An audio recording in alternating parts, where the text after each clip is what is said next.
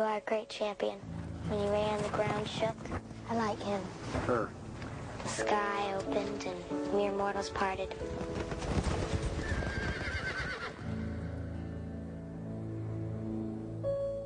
She'll never race again? No, but she might walk again. I think that we have a tendency today to try to label pictures as something, and perhaps in the process we have lost the ability to just look at really good movies as that. Dreamer, I think, fits into that category. I know that on a personal level, I'm asked many, many times, what was my favorite movie that I ever did? What was my favorite movie to work on? What was my favorite outcome?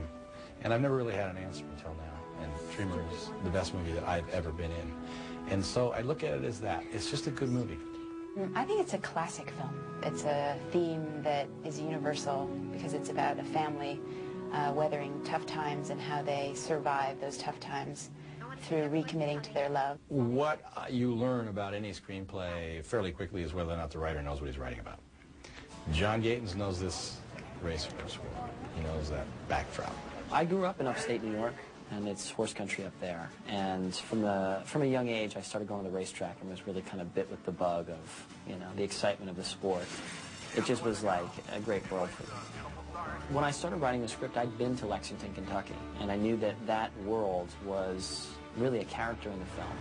And I really wanted to put that on the screen. It was beautiful to be in Kentucky. It's the horse racing capital of the world, and I think that also helped me a whole bunch with my preparation for the film. I think Kale, who she is very, very determined to get into her dad's business. She wants to be a horse trainer, and she is not going to stop at anything till she becomes one.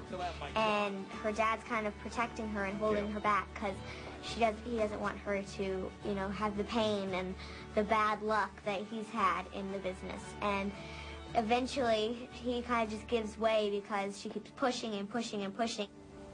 Can't you see how much she wants to be with you? I'm the mom, and what I found special about my character was that she was somebody who knew how to nudge people in the right direction. She very much wants Kurt Russell's character and Dakota's character to begin communicating, and she wants them to begin a relationship that they haven't really had so far. And yet she isn't somebody who sort of comes in and kind of tries to manipulate them or control them. She allows them to find the relationship they're meant to find. For Ben, what was evident to me fairly quickly was that no matter what the game, no matter who the athlete, the coach of that, the teacher of that, the trainer of that, they all live in similar worlds.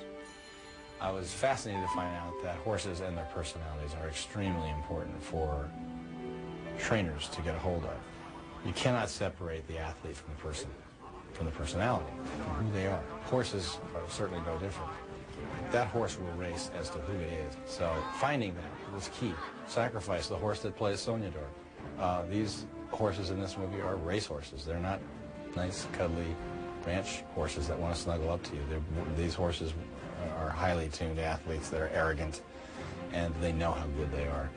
And that's really what they're about. So there's a strong credibility throughout this picture. Welcome to the race business. Congratulations. You work for her now. Ooh. Okay, boss. Hey? What's it gonna be?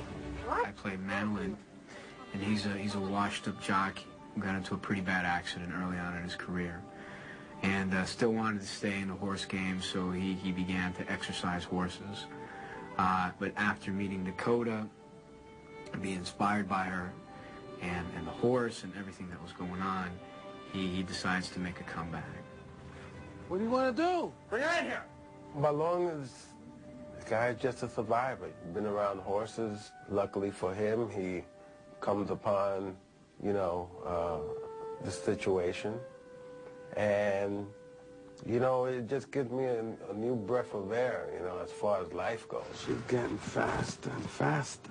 She's looking pretty strong, sir.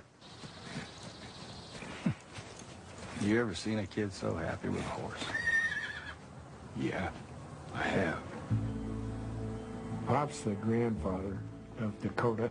Their relationship is what keeps his part of the dream alive, that allows him to later get back close again with his own son, who's their mutual failures have put a distance between them that two men might have a hard time overcoming without the help of an angel like that little girl.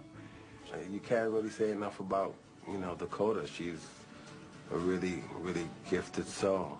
She really is. I realized the first day I was working with Dakota, she was immediately doing it differently than the script might suggest. And very quickly, it made me look closer, and I realized, well, if it makes you look closer, then it's good. It's already good. And then as I looked closer, I thought, oh, boy, this is really good. I think when people walk out of the movie, I hope that, you know, they kind of look to each other and start telling stories about their parents or about their kids and moments they had growing up. I'm so proud of everybody's work in the whole film. And I'm so proud that I can say I got to be a part of this, and I'll have that memory in my pocket.